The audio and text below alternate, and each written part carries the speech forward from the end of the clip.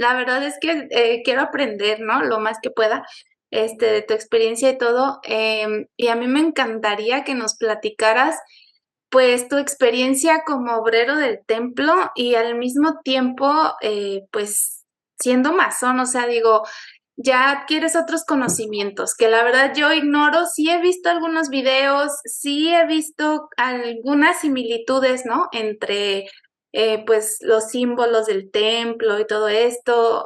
Sabemos que José Smith era masón, o sea, cosas así, pero es muy vago. Entonces, qué mejor que tú nos expliques y que nos cuentes, y como te digo, hasta donde tú te sientas cómodo y, pues, yo estoy atenta. Hay bastante de por dónde irse, pero yo creo que lo principal es entender también qué es la masonería, Ujú, ¿no?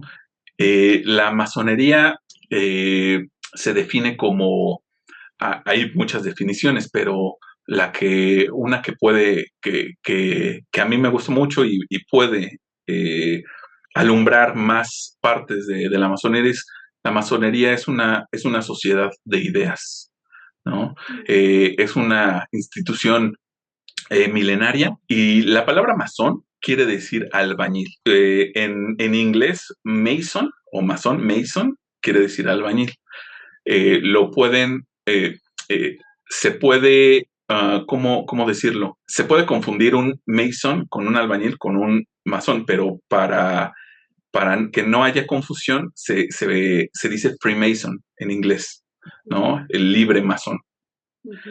Entonces, es una sociedad filosófica. Actualmente yo lo veo como una escuela filosófica. Eso es la masonería en estos tiempos. Una escuela filosófica donde se va a aprender de filosofía por medio de símbolos, ¿no? La masonería tiene una enseñanza moral velada por símbolos y alegorías. Entonces, para eso sirve también el ritual masónico. La masonería se rige por un ritual, ¿no? Dentro de las logias es donde uno se reúne, un grupo de personas se reúnen para, les llaman trabajar, ¿no? Para perfeccionar al hombre, a la humanidad. Cuando me refiero a hombre, me refiero a la humanidad, puede ser hombres o mujeres, ¿de acuerdo?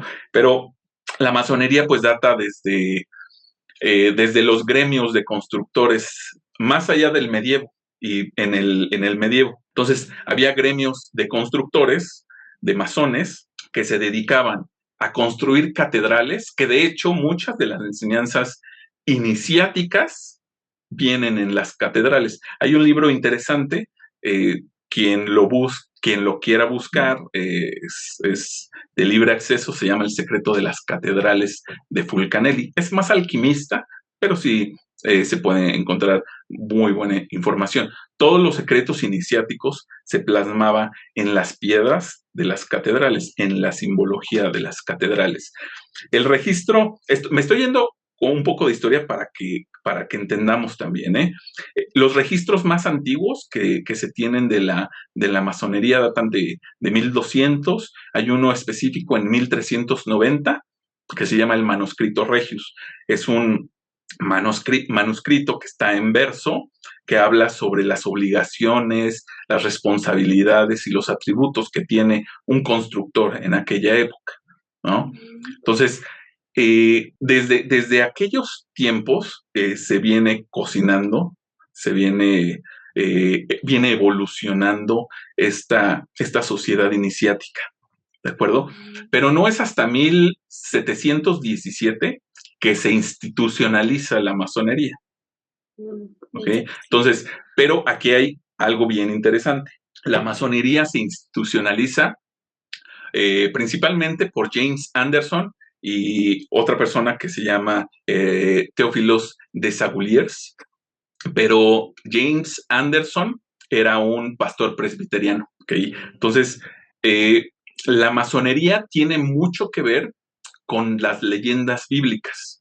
Parte de los rituales masónicos se enfocan mucho en las leyendas bíblicas actualmente como simples alegorías, ¿no? En ese momento, pues, era lo que había. La ley moral era la Biblia, ¿no? Por eso se rige también la masonería con estos libros. Actualmente se le llama el libro de la ley, ¿no? Pero, y bueno, no se toca un tema religioso. La masonería no es una religión. De hecho, James Anderson practicaba una doctrina teológica bien interesante que es el latitudinarismo. Esto quiere decir que, bueno, el latitudinarismo propone que hay salvación fuera de la iglesia, ¿ok? Entonces, bueno, pues viene de una corriente adogmática, fuera del dogma. Entonces, la masonería se funda en el latitudinarismo fuera del dogma, ¿no? Fuera del dogma religioso. Pero también la masonería viene muy influenciada en esos tiempos por todo el folclore que hay en una Inglaterra, en una Irlanda, en todos estos países nórdicos, todo este folclore mágico. Ojo, aquí vamos a tener unos highlights ahí interesantes porque en Inglaterra, en esos momentos, está el boom del espiritismo, ¿no? Entonces eso también llega a Norteamérica. Ahora, en Norteamérica también hay una guerra de independencia donde la masonería está involucrada. Por eso entendemos que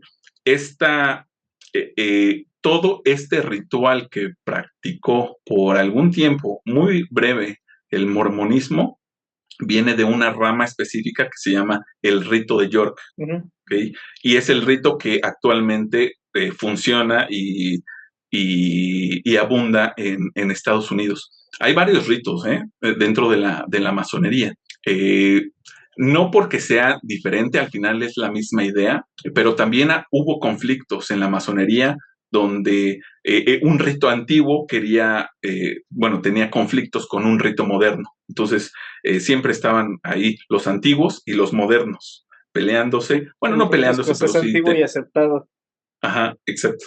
Entonces, tenían esos conflictos y al final, bueno, se unifica la masonería y actualmente esta unión entre antiguos y modernos es el rito de emulación que también llega a Estados Unidos y del que también fue partícipe la iglesia, ¿no?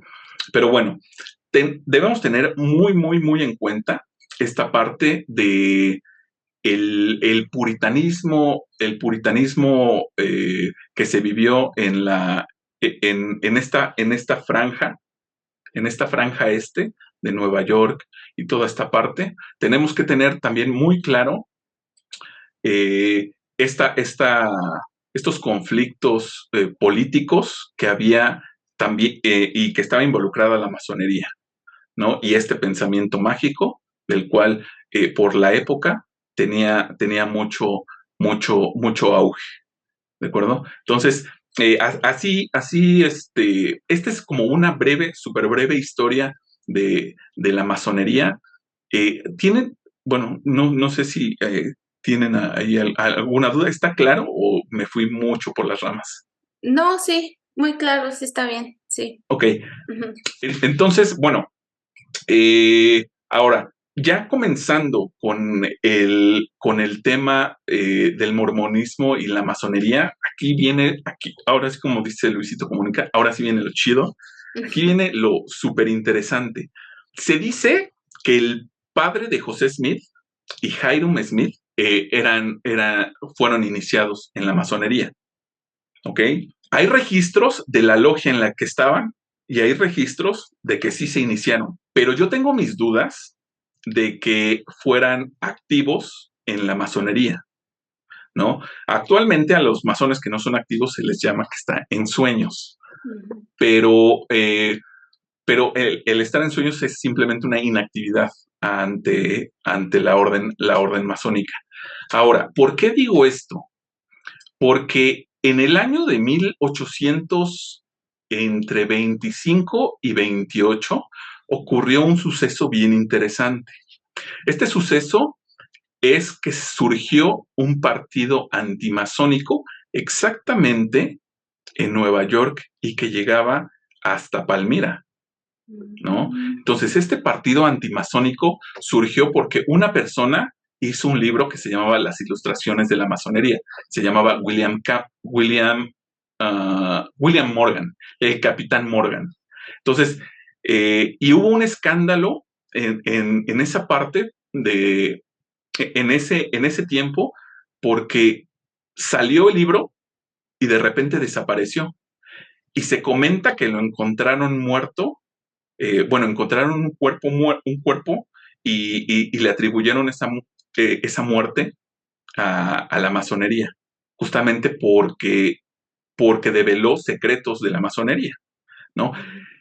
En aquellos tiempos, yo creo que sí sucedía esto, si alguien revelaba, hay ritos sagrados y juramentos dentro de la masonería que efectivamente buscan que el secreto masónico se preserve. Entonces, estos juramentos yo creo que eran más exigentes en aquella época. Ahorita, si pasa algo, pues no pasa nada, simplemente te echan de la logia y te radian con las demás logias y ya no puedes ir a ninguna logia, ¿no? Pero en aquellos tiempos yo creo que sí sucedía esto. Entonces estaba este rumor del partido antimasónico y había comunicados en panfletos, en afiches y en periódicos locales que hablaban, que decían que tenían titulares en contra de la masonería. Hay algo bien interesante porque muchos de estos titulares llegaron a unos periódicos locales como el Palmira Freeman, que era un periódico que llegaba a las manos de José Smith, porque vivía ahí, el Palmira Freeman, y había otro que se llamaba el Wayne, eh, otro periódico, el Wayne Statement, algo así, ¿no? Pero estos periódicos contenían frases como los ladrones masónicos llevan a cabo combinaciones secretas. Entonces, esta parte de las combinaciones secretas viene de estos periódicos y de estos momentos del partido antimasónico, ¿no? Y habla mucho combinaciones secretas, ladrones.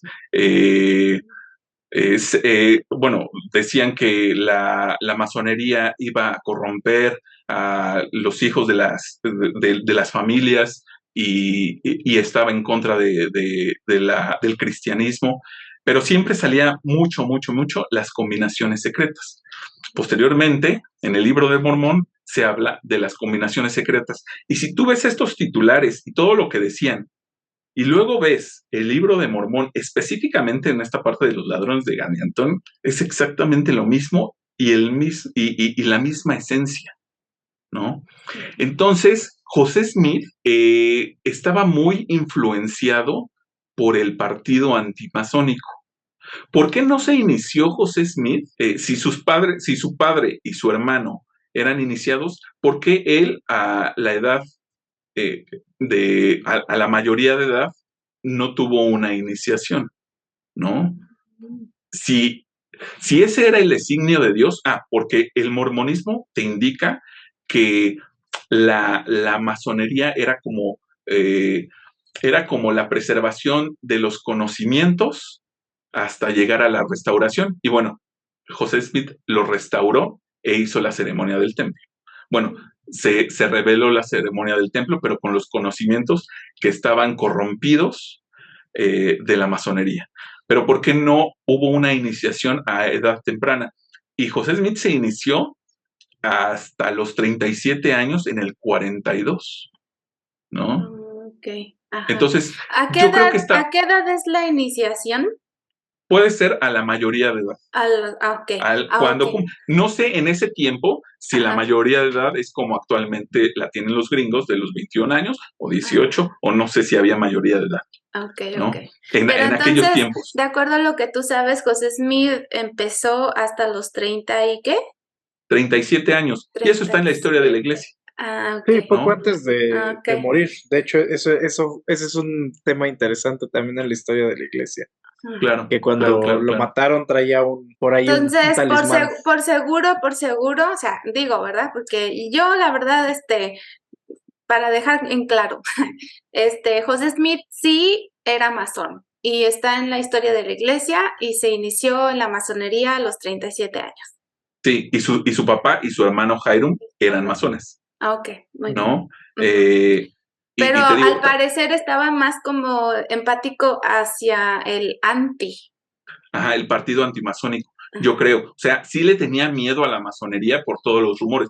José Smith, por la Ah, historia de la iglesia, eh, era un tipo que le gustaban las historias, tenía un pensamiento mágico excesivo ujú. y todos los rumores los creía, ¿ok? Mm, Entonces, y estoy seguro que no, esta sí nada más es mi opinión, ¿eh? Pero estoy seguro, o casi seguro, que, que tenía cierto rechazo a la masonería, ¿no? Aun mm. cuando sus padres, su papá y su hermano eran masones, tenía cierto rechazo por todo el boom mediático que había en esos momentos de el boom mediático antimasónico, Oye, ¿no? no sé si me voy a adelantar, pero ahorita me puse a pensar en esa señal del templo, para quienes no sepan, yo la verdad, después de que me fui de la iglesia, me enteré de las diferentes señales que han ido quitando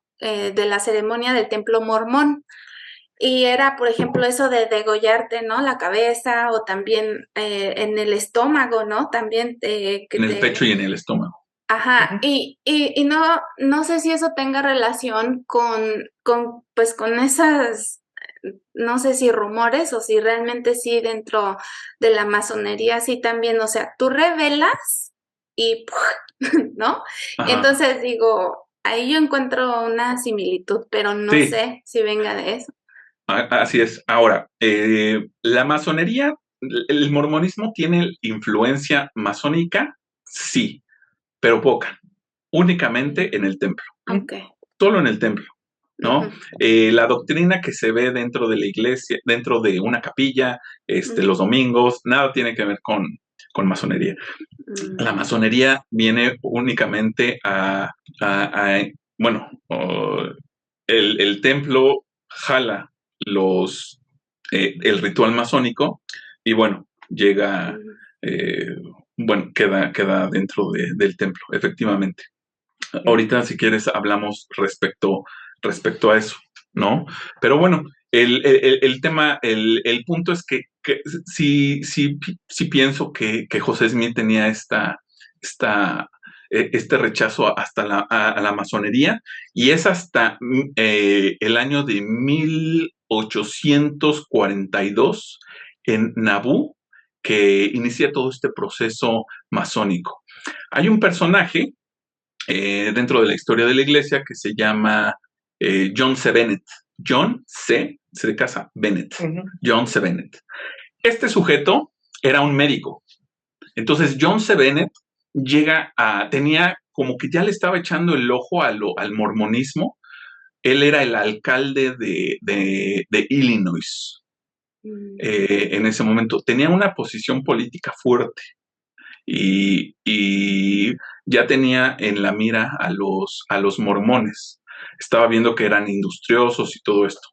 Entonces llega con José Smith y no hay datos de qué pasó o sea, qué pasó entre John C. Bennett y Smith. El chiste es que llega, José Smith pues le brillaron los ojos porque era un político y pues lo aloja en su casa, le enseña toda esta parte del mormonismo y en marzo exactamente el 15 de marzo de 1842 José Smith, hay registros de que se inicia en la masonería, ¿ok?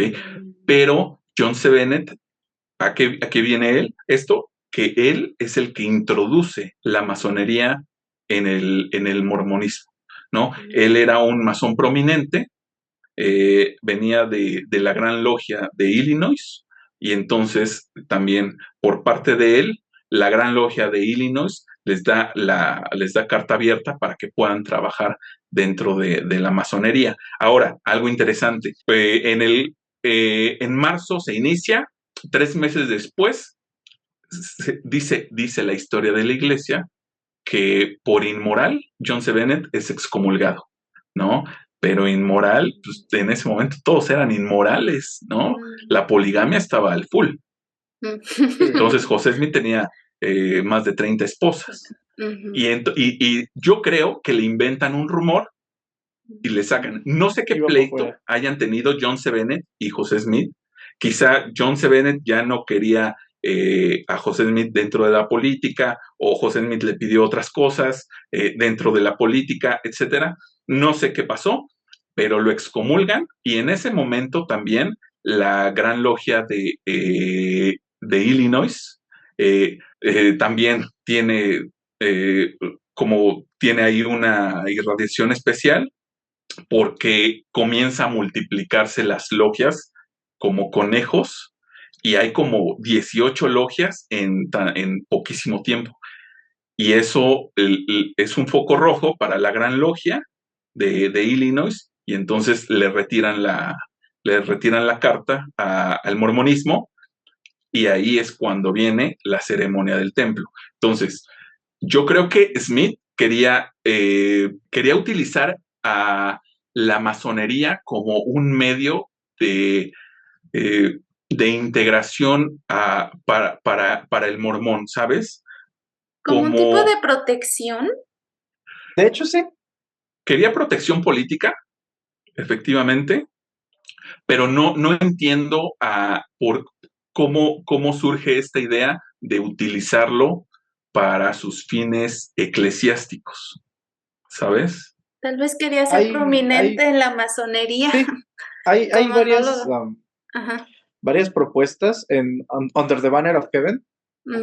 Viene esta idea de José Smith y la masonería. De hecho, todo lo que tú explicaste exactamente viene en el libro, de cómo José se inicia y todo esto, viene el nombre de Bennett. Y menciona que precisamente venías de un Hounds Mill, te acaban de masacrar en Missouri. Entonces te vas a Illinois para refugiarte, y pero los ánimos se caldean y tarde que temprano te van a empezar a correr. Entonces José Smith se refugia en la masonería, y ya una vez que los mormones están protegidos por el brazo de la masonería, pues es que empieza a prosperar todavía más Nauvoo, ¿no? Desde por sí era una ciudad industriosa, lo que tú quieras. Sí, es históricamente correcto que empezó a rivalizar con Chicago y con otras ciudades prominentes del estado. Y esa es una pregunta muy interesante, ¿no? O sea, ¿cómo entra esto a José? Y la respuesta, o una de las hipótesis, una de las ideas que también se maneja, y que yo en lo personal manejo también, es que José, con esta visión, con esta imaginación tan activa, él ya tenía, digamos, su mito como profeta. Entonces ahora necesitaba consolidar ese mito y llevarlo al plano físico, al plano real. Porque él podía dar 20 versiones de la primera visión, él podía hablar y decir y convencer, porque era un buen orador, era un buen contador de historias, pero ahora necesitaba algo físico, algo tangible, algo que los demás pudieran ver su grandeza. Entonces ya se había hecho un templo en Kirkland, en Ohio, entonces necesitaba algo más, ¿no? Pero digamos, él necesitaba mitificarse, él necesitaba su propia maravilla, ¿ok? Y es lo que hacían. Por eso es que hay catedrales en Europa, por eso es que hay catedrales en México. Necesitaba reafirmar ese poder. Las logias son edificios donde se trabaja, donde se hacen las cosas, y ahí es donde viene la oportunidad de José, de decir, pues aquí viene la revelación, ¿no? Aquí viene lo bueno, aquí es donde yo me exalto, viene el cómo el hombre puede llegar a ser un Dios. ¿Y quién mejor que el mismo Smith para dar a entender eso? Que en el templo es precisamente donde llegas a ese grado de exaltación. Y repito, no está históricamente documentado que ese fue el propósito, pero es una idea que repito, Under the Banner of Heaven juega con ella. Yo la razono, la pienso y digo, tiene sentido, porque finalmente era un ególatra, ¿no? Sí, perdón, si algo entendemos, quienes pertenecemos a la masonería, es que un ritual te da pertenencia. Entonces, esta parte de ahora meter un ritual en un templo, pues era esta parte de pertenecer, y más si es una situación que solo algunos pueden tener, ¿no? Entonces te da pertenencia y te da exclusividad porque solo algunos pueden entrar al templo. Bueno, y también yo creo te da compromiso, bueno, yo así lo siento, ¿no? No solamente como te sientes parte de, sino ya te siembran miedos y te siembran tu ley de consagración. Aquí, de aquí soy, no, o sea, digo, y cuando vas al templo, o sea, ahorita en la actualidad vas al templo mormón, se supone no debemos decir nada de lo que hacemos allí. De hecho, aún con las mismas personas que vamos o íbamos al templo, se recomienda que hablemos de las cosas del templo dentro del templo nada más, o sea, no hablar de lo que hacemos, aunque seamos miembros y aunque juntos vamos al templo, se recomienda no hablar de esas cosas fuera del templo, ¿no? Entonces, también, bueno, era parte del control, ¿no? Que pues José Smith debía tener, ¿no? Para entonces ser el líder de la organización, ¿no? Desde un principio. O sea, aparte de darte ese sentido de pertenencia, yo creo que te da ese sentido de que yo soy de ti, ¿sí me explico? O sea, soy de allí, no me puedo ya zafar. Entonces es un compromiso sí es muy fuerte y bastante psicológico, muy fuerte. Y otro punto también importante, Adrián lo mencionó, la poligamia estaba en un punto, digamos, álgido, estaba en un punto muy alto, pero no era abierto, era para unos cuantos. Entonces también el ritual ayuda a meter a los que están a los que son del círculo interno del profeta, por así decirlo, en esta, pues sí, en esto de que pues, lo que pasa aquí se queda, ¿no? Y sí, como dices, o sea, crea algo vinculante. Tú y yo ya hicimos un pacto, tú y yo ya hicimos un trato en el que nada va a salir de estas paredes. Y crea ese sentimiento de pertenencia del que hablaba Adrián. Efectivamente, pero siento que, bueno, duró poco la masonería para José Smith, porque termina cuando se elabora la investidura, la sesión de investidura, o la ceremonia de investidura, perdón. Yo creo que se rechaza a la masonería y hay una carta, no recuerdo de quién, pero era entre unos apóstoles de ese tiempo en los que se comenta y sale la frase: tenemos una nueva masonería. Con la investidura llega a ser la nueva masonería y la masonería tal cual queda rechazada. Pero yo sigo teniendo ahí un punto rojo en el que entiendo que José Smith rechazaba la masonería. ¿Por qué? Ok, vamos a entrar en ya dentro del templo. La parte, bueno, el templo ahorita no es como bueno, en aquellos tiempos no es como lo conocemos ahorita. Es totalmente, si entráramos en una sesión del templo de aquellos tiempos, saldríamos horrorizados.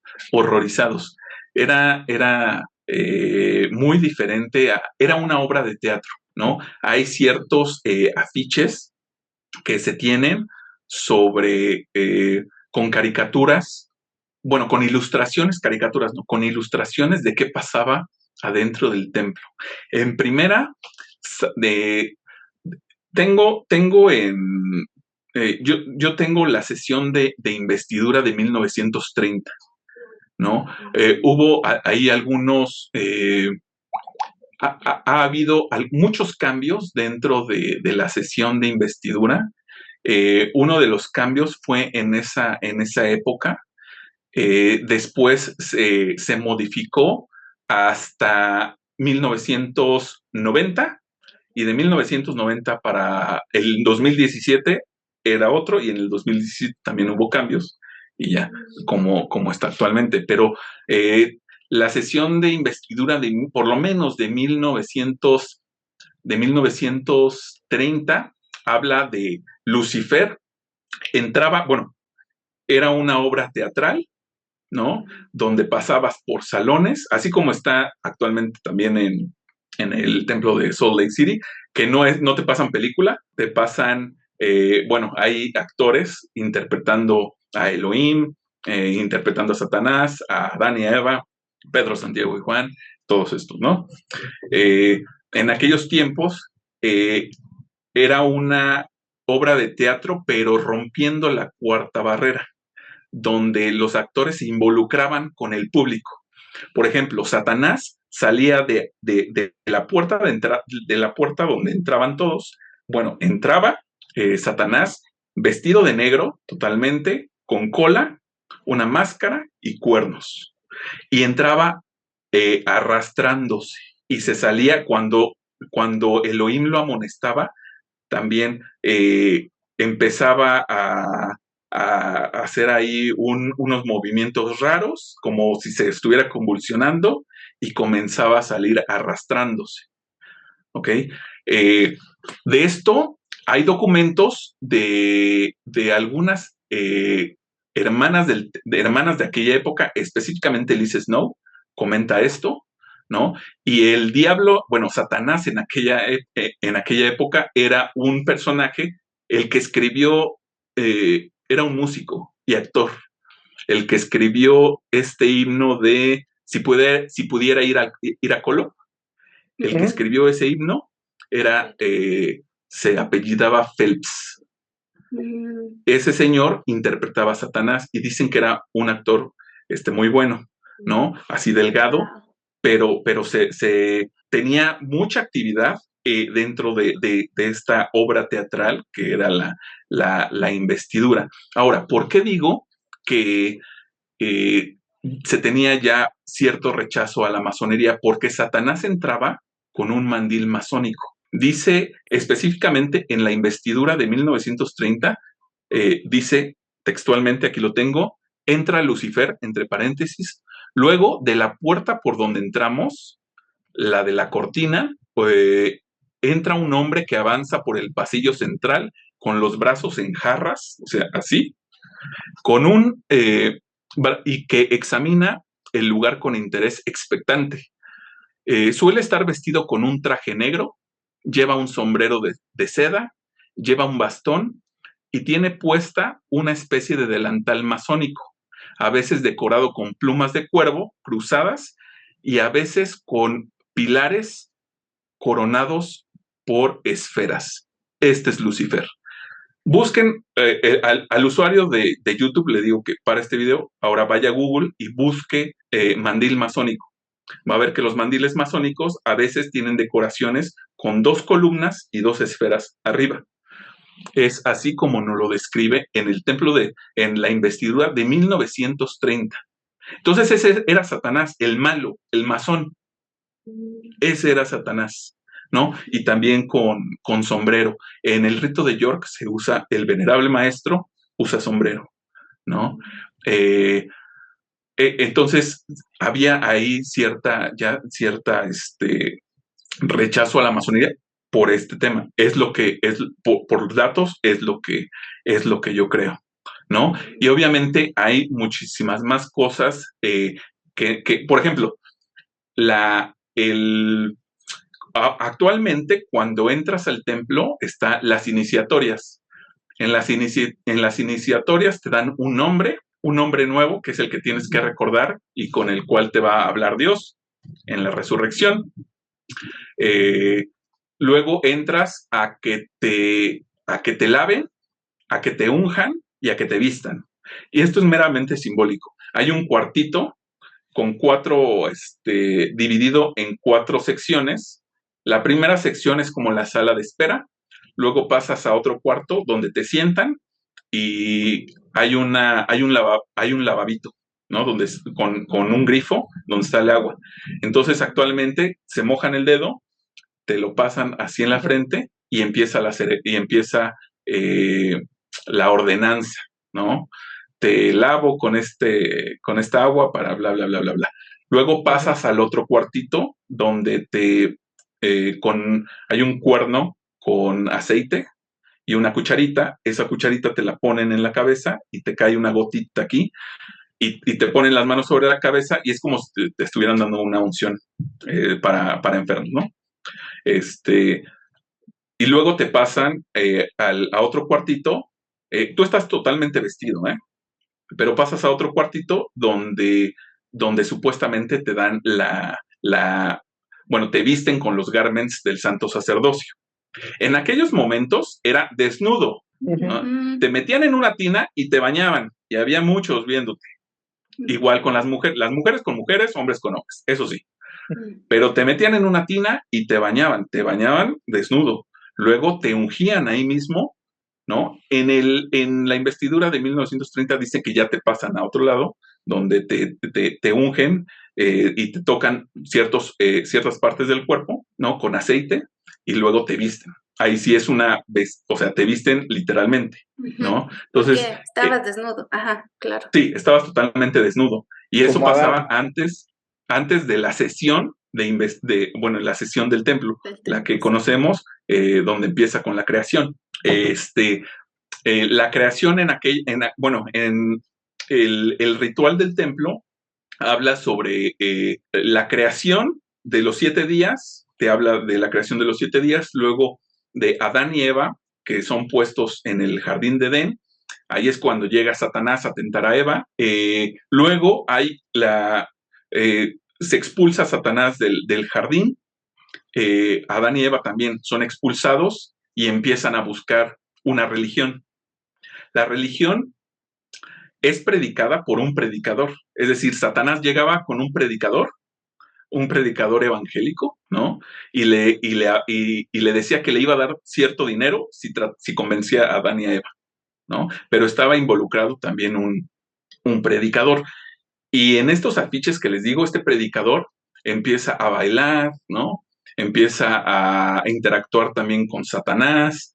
Era una obra de teatro muy excéntrica, muy, muy, muy, muy excéntrica, ¿no? Y entonces ya después pasas después de la creación, pasas al mundo terrestre y al mundo celestial, luego al mundo terrestre, y ahí es donde se te dan signos y señas para entrar a la presencia de Dios, ¿no? Signos y señas totalmente masónico, ¿no? Hay saludos, hay señas, y efectivamente está el saludo de que te corten la garganta, que te saquen el corazón y que te degollen en la mitad, ¿no? Para que se te salgan las vísceras y se repartan a los 4 puntos cardinales, ¿no? Con esto viene ciertas obligaciones. Actualmente, las obligaciones, actualmente ya no hay estos signos, ¿eh? No. Actualmente ya no están estos signos, se llaman signos penales, ¿no? De penalización. Pero en la investidura actual se te dan ciertas leyes que tienes que obedecer. Actualmente está la ley de obediencia, de sacrificio, la ley del evangelio, la ley de consagración y la ley de castidad. En aquellos tiempos estaba la ley de sacrificio, la ley de castidad para hombres y mujeres, y para hombres era, prometen que no tendrán relaciones sexuales con cualquiera del sexo opuesto, exceptuando sus legales esposas, que son dadas por el santo sacerdocio, ¿no? La ley de castidad de mujeres, pues nada más con un hombre, pero también había algo bien particular que es la ley de venganza, ¿no? La ley de venganza dice, ustedes y cada uno de ustedes solemnemente prometen y hacen voto de que nunca cesarán de orar y nunca cesarán de implorar al cielo vengar la sangre de los profetas en esta nación y que esto lo enseñarán a vuestros hijos y a los hijos de vuestros hijos, aún hasta la tercera y cuarta generación. Entonces viene la ley de venganza que se vincula con la expiación de sangre, ¿no?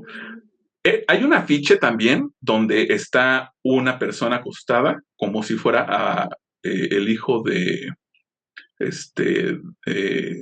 Abraham, es quien iba a sacrificar a su hijo. A Isaac. Ok. Está acostada en una mesa y están haciendo las señas, o sea, con una daga sobre el pecho, bueno, sobre el cuello, pecho y el estómago. De esto no tengo más datos, no estoy seguro, pero está esa ilustración, ¿no? ¿Tú sabes cuándo se quitó esto de la ley de la venganza? O sea, es que me llama la atención porque, bueno, me pongo a pensar en hermanos que ya son mayores, que sé que les tocó todavía lo de la degollada y que a veces me pongo a pensar por qué tienen o por qué les da así verdaderamente tanto miedo y terror imaginarse dejar la iglesia.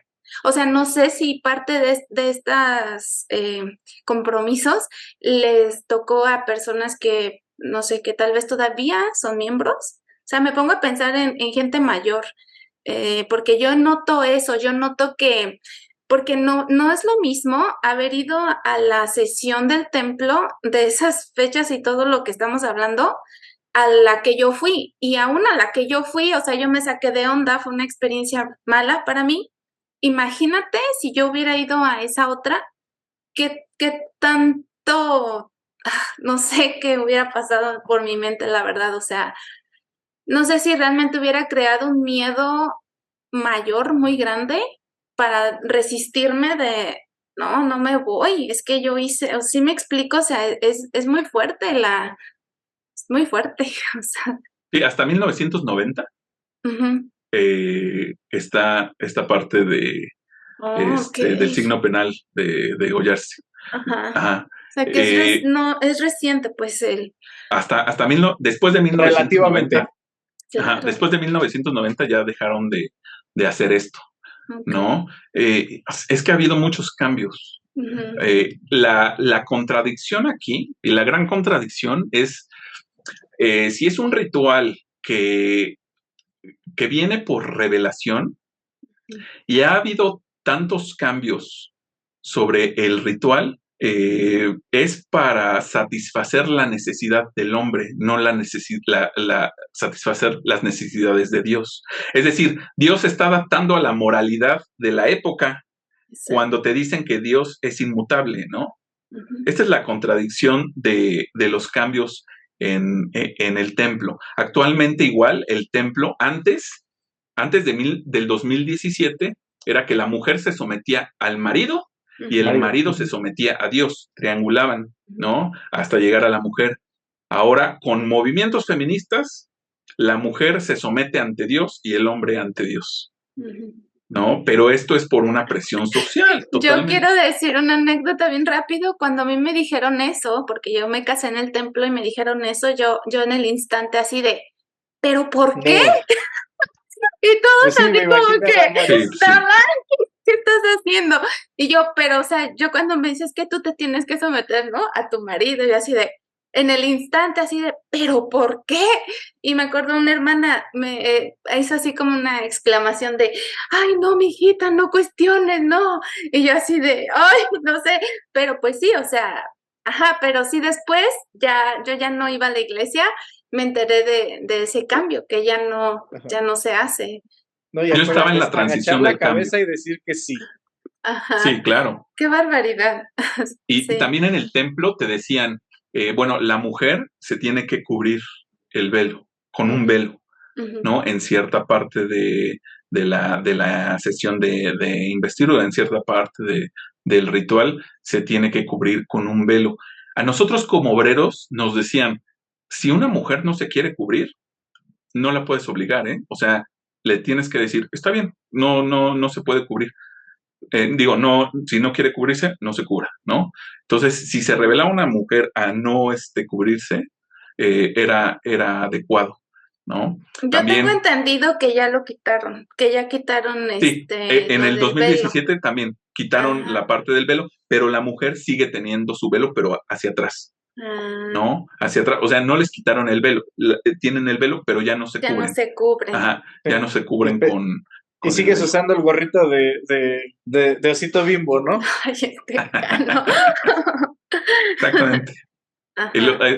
Y fíjate, hay algo curioso en las representaciones del templo de los inicios de la iglesia, de José Smith, Elohim no utilizaba un gorrito, utilizaba, bueno, un gorro, pero así, grande, como si fuera Merlín, así, grande, Mm, alto, ¿no? Entonces, que es el símbolo eh, del santo sacerdocio, ¿no? Esa parte. También la barba es un símbolo del sacerdocio, ¿no? mm. Pero ya después Oh, lo fueron quitando, sí, porque ya no deben traer barba los hombres si son ajá, mormones. po- Ujú. por estos Es un símbolo de mi poder. símbolos de tus sacerdocios. Oh, Ándale. wow. Ajá, y por este movimiento hippie que hubo en los 70, las autoridades generales, pues, decidieron estar en contra de estos movimientos y a todos les cortaban la barba, porque los profetas por eso traían barba, ¿no? Porque era, si lo deseaban, porque David O'Mackey, por ejemplo, no traía, ¿no? Pero sí era Pero un también era símbolo de lampiño el autoridad. compa. Ándale, no le Ah. salía la barba. Bueno, y de todo esto que nos platicas, ¿qué, qué sí se parece o qué nos puedes decir de lo que sí se parece a los masones? Porque mira, yo aquí me puse a pensar y no sé, es que yo soy muy curiosa, pero yo pensé, dije, bueno, tal vez José Smith se robó ahora sí que parte de los rituales, pero obviamente en su época, pues él se tenía que titular como profeta y entonces hizo uno que otro cambio, dado que tenía tanta imaginación y creatividad y aparte, pues todo lo que le rodeaba, ¿no? Todo lo místico, lo mágico, entonces hizo algunos cambios, modificaciones, porque si estaba tan fuerte o creciendo tanto la masonería, igual dentro de la época, tal vez también pues la gente empezó a cuestionar y decir, a ver, espérate, tú estás usando lo mismo que ellos, ¿sí? Y nada más nos los estás dando. Entonces, tal vez hubo miembros de la época que dudaron y dijeron, no, tú nada más estás copiando. Entonces, para que José Smith realmente se nombrara profeta y revelador y todo esto, pues hizo cambios convenientes, ¿sí? ¿Me explico? Bueno, no sé. Sí, claro. De hecho, por eso también la masonería le retiró el apoyo, porque entendió que era un plagio, ¿no? Del ritual. Se dice, y esto es un rumor, que en el populacho, esto es un rumor de la iglesia, en el populacho que mató a José Smith, que había muchos masones. Obviamente había muchos masones porque era la época del auge, ¿no? Pero, pero no sé si fue por esta razón que también no lo querían a tal grado de quitarle la vida, Ah, ¿no? oh, Pero puede ser. efectivamente, hay muchísimo de masonería, pero solamente como piquitos, esencia, Mm, ¿no? Es la creación. El ritual del templo habla sobre la creación, Adán y Eva, mm, eh, y esta modalidad para entrar al cielo, ok, ¿no? ujú. Entonces, ¿qué hay de masonería dentro del templo? Sin duda, los signos y señas, ¿no? Que te dicen. Un signo está hecho con las manos así y la seña es un saludo. No lo voy a decir porque por razones de masonería no las pienso decir, pero no se preocupen, están en internet, ¿no? Ahí lo van a ver. Pónganle pausa, busquen saludos masónicos con mormonismo y ahí está, ¿no? Entonces, sin duda, esta parte, el verdadero orden de la oración, que es un círculo donde se reúnen ante el altar, la masonería moderna lo practica, la masonería antigua no la practica. Por eso tenemos constancia de que se utilizó la masonería moderna, es decir, el rito de el rito de York es antiguo, pero también hubo influencia de la masonería moderna para hacer este círculo de oración. Es curioso porque yo hablando una vez con una persona ya grande dentro del mormonismo, decía que en la iglesia, como es el verdadero orden de la oración, que dentro de una capilla también hacían un círculo de oración. No sé, no estoy seguro. Es lo que me comentó. Igual, antes estaba el oficio de 70 dentro de un barrio, ¿no? Pero después se quitó. Y esto del verdadero círculo de la oración, donde das el saludo patriarcal con el signo del saludo patriarcal, ¿no? La mano en escuadra, el brazo en escuadra, el brazo pegado en el hombro de otra persona y dando el saludo patriarcal en círculo, ¿no? Suena muy, como muy, muy, muy mágico esta parte, pero pues es así dentro del mormonismo, ¿no? Y en masonería se utiliza se llama cadena de unión, pero únicamente como referencia a la unidad entre todos los masones, ¿no? Pero en el mormonismo sí lo utilizan como una invocación a Dios y muy poderosa, porque está en el centro un altar. Eso también es aunque ciertos grupos espiritistas de la época también hacían círculos de oración. Entonces no sé de dónde lo sacó. Yo creo que sí fue masónico, pero también es correcto si piensan que fue una influencia espiritista, ¿no? Un poquito de esto, un poquito de aquello. De todo, ¿verdad? Sí, es una mezcla de todo. El velo también, definitivamente el velo. No se lleva a cabo dentro de la masonería, se llama simbólica, los 3 primeros grados, pero en el rito de York, en los grados capitulares, hay un grado específico que se llama el arco real, ahí vas pasando por velos, ¿no? Y hay sumos sacerdotes y todo esto. Había obviamente, es la continuación por capítulos de esta parte de masonería. Entonces también de ahí viene esta parte del velo, tocas 3 veces y sale, ¿no? La palabra para pasar al velo también totalmente masónica. En el mormonismo es salud en el ombligo, médula en los huesos, fuerza en los lomos y en los tendones, sean sobre ti, sobre tu posteridad, por todas las generaciones del tiempo y ya no me acuerdo, ¿no? Pero vas a ser salvo, ajá, porque te lo van a preguntar. Yo ya no me acuerdo. Igual y hay un obrerillo ahí que me sopla. Esa parte, bueno, de hecho, salud en el ombligo y médula en los huesos es una escritura de Proverbios, ¿no? Sí. Eso está ahí, pero sí tiene que ver también con la masonería, ¿no? Y hasta ahí, solo son esas partes, y bueno, ya pasas al salón celestial, y según ahí ya encuentras al gran Elohim, ¿no? Pero sí, esas partes son las que coinciden con la masonería, ¿no? Ahora, lo que dice Cano sobre el talismán, y el talismán que se encontró cuando se murió no es masónico, ¿eh? No tiene que ver con la masonería, pero sí tiene que ver con, aquí tengo el libro aquí. Hay un libro que se llama El mago de de Francis Barrett. Este es un libro de 1850, obviamente una edición actual, pero aquí viene justamente miren, este es el talismán que se encontró en el cuerpo de José Smith. Ok.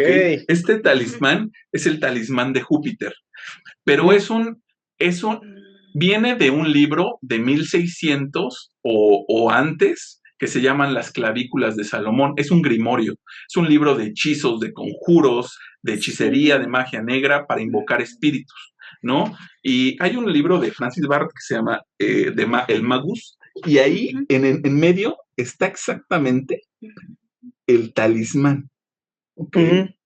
Que es justamente es un grimorio para invocar. Se supone que ese talismán te da sabiduría, ¿no? Inteligencia, es el talismán de Júpiter, te da, y se tiene que hacer de plata específicamente, bajo la luz de la luna, de ciertos. Es un rollo así mágico total, ¿no? Lo dicen que traía este talismán, pero es parte del folclore y del pensamiento mágico de la época. Esto no se ve en masonería, ¿no? Pero bueno, estas son las partes que corresponden entre el templo y la masonería. No sé si ya nos fuimos muy... No, está súper interesante, la verdad, yo estoy así de wow. Sí, estoy aprendiendo mucho y también, bueno, yo me he puesto a escuchar podcast y cosas así, entonces estoy relacionando. Pero no, hombre, está súper interesante, súper fuerte y bueno, digamos, para ir concluyendo, claro que podríamos hacer otro video y seguir hablando de esto, tal vez va a haber muchas preguntas en los comentarios, no sé, vamos a ver qué pasa, pero, o sea, yo para tal vez dar mis conclusiones ahorita, le diría a los miembros, ¿no? Y a las personas que tal vez estén investigando la iglesia, o sea, que se pongan a ver todo esto, o sea, todo lo que realmente es el mormonismo.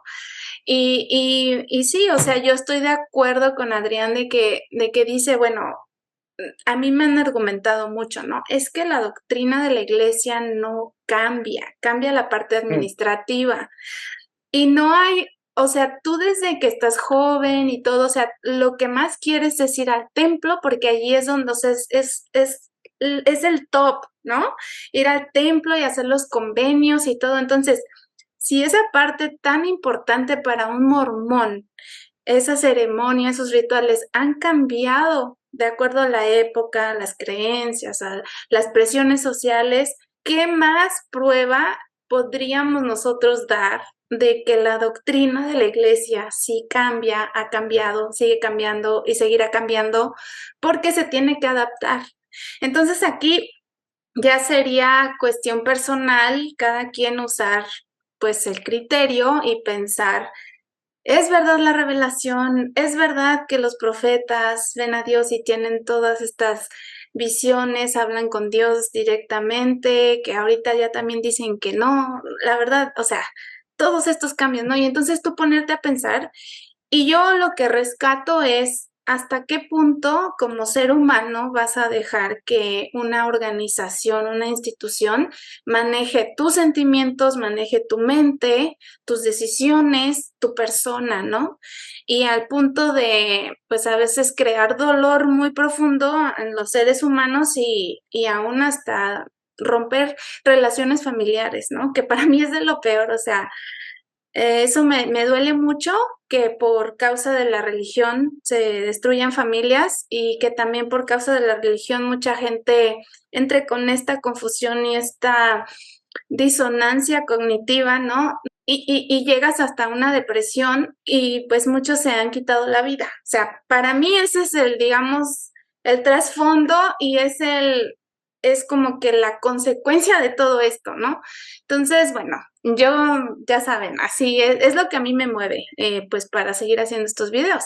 Y pues no sé, chicos, ustedes también díganme sus conclusiones y pues hay que planear para hacer otro video. Claro, Adrián. Bueno, entiendo que sí fue una adquisición deshonrosa de parte de la iglesia, bueno, de parte de José Smith, hacia hacia la masonería, todo este ritual, y actualmente pues sí, ¿no? Es el entrar al templo es lo máximo que le puede suceder a un miembro, aunque no entienda qué está pasando. Por lo menos ahorita ya va a entender qué está pasando, se va a poner a investigar y lo repito, a mí no me crean, todo esto que dije, pues investíguenlo ustedes, ¿no? Ahí está, ahí está. Yo estoy en la masonería porque es un sistema que a mí me funciona, ¿no? Es un sistema filosófico que a mí me ha ayudado a dudar de todo, a dudar absolutamente de todo. Duré alrededor de 10 años para entender, dudando sobre el mormonismo hasta que llegué a una conclusión de que ahora el mormonismo a mí no me sirve. El mormonismo está cubierto va a sonar feo, pero está cubierto de mentiras que a mí no me funcionan, ¿no? Pero siempre, siempre, siempre lo más importante es la duda filosófica que se tenga, ¿no? Duden de todo y encuentren sus propias conclusiones con un criterio efectivo, ¿no? O sea, no dogmático. El dogma no hace bien a la sociedad, ¿no? El dogma no hace nada por la sociedad. Necesitamos un pensamiento activo y crítico. Esto es lo que a mí me ha dado la masonería, ¿no? Por eso sigo así. Pero como les dije en el video pasado, si con una persona que escuche este video como podcast o vea este video y se ponga a investigar sobre la iglesia, sobre el mormonismo, me doy por bien servido, ¿no? Eso es como la conclusión al final del camino. Muchas gracias. Pues secundo la moción del querido hermano. Es importante dudar de todo y precisamente plantearse esa disyuntiva. ¿Me funciona? ¿No me funciona? ¿Le estoy haciendo bien a la sociedad? ¿Lo estoy haciendo porque quiero hacerlo o porque alguien me está obligando? ¿Estoy esperando una recompensa? Entonces no lo estás haciendo realmente caritativa, de una forma caritativa. Es una plática muy rica, muy enriquecedora y creo que ha sido de los episodios que más he disfrutado y agradezco mucho que Adrián se haya tomado el tiempo.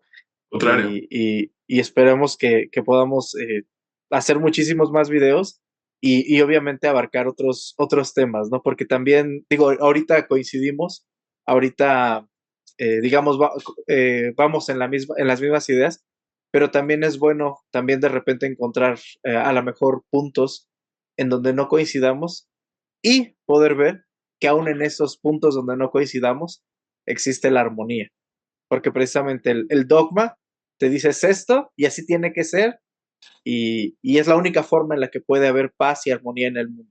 Y esta otra parte de la masonería te indica que pueden haber disonancias, podemos estar en desacuerdo, pero no por eso va a dejar de existir la paz, la armonía y el respeto. Sí, chicos, estoy emocionada, la verdad. No voy a poder dormir de todo lo que voy a estar pensando.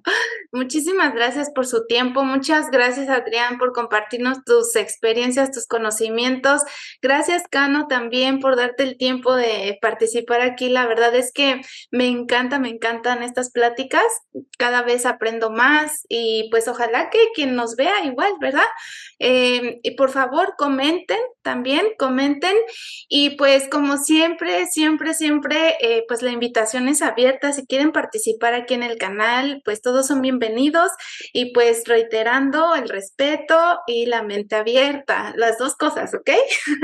Y pues muchísimas gracias, chicos, y pues estamos en contacto para otro video. ¿Cómo ven? Claro que sí, apuntadísimo. Bueno, muchas gracias, chicos, y pues entonces nos vemos para un próximo video.